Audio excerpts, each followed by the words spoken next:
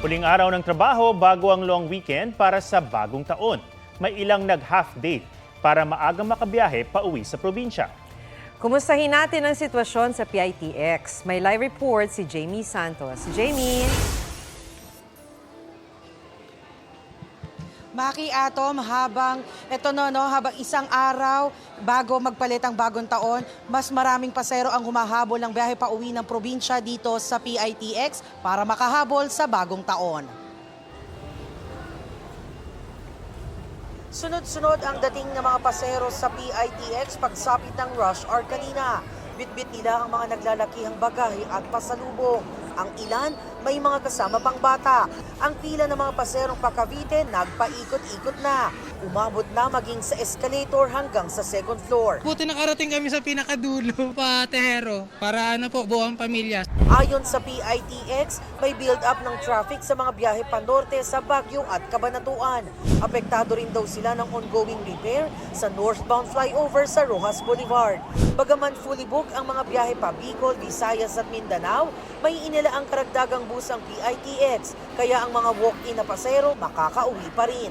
Inaasahang papalo ngayong araw sa 140,000 na mga paserong darating sa PITX. Kahit pa ulit-ulit ang paalala ng PITX sa mga pasahero, may nakukumpiska pa rin daw silang ipinagbabawal na gamit.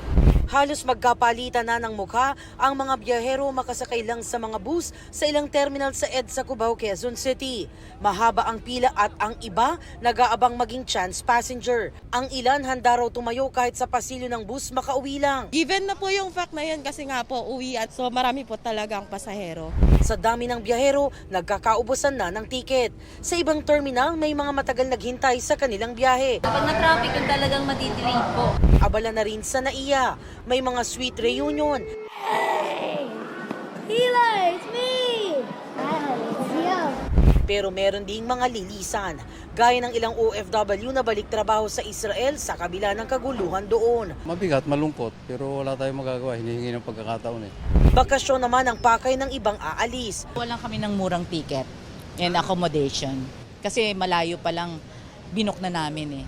Sa Batangas Port naman, wala na ang mahabang pila sa waiting area. Pero sa loob, marami pa ring pasahero. Ang ilan, doon na nagpalipas ng gabi dahil di umabot sa biyahe ng barko. Maki, inaasahan na bukas marami pa ring pasahero ang hahabol pauwi ng probinsya dito sa PITX. Tuloy-tuloy naman daw ang operasyon ng PITX kahit sa bagong taon. At habang palalim ng gabi, Maki, kung makikita nyo sa akin, Nikoran, marami pa ring pasahero ang dumarating dito sa PITX para makahabol dun sa biyahe ngayong gabi. At yung mga biyahe ding Ternate, Cavite, naguunahan ng makasakay kahit tayuan na. At yan ang latest mula rito sa PITX. Balik sa inyo, Maki. Maraming salamat, Jamie Santos.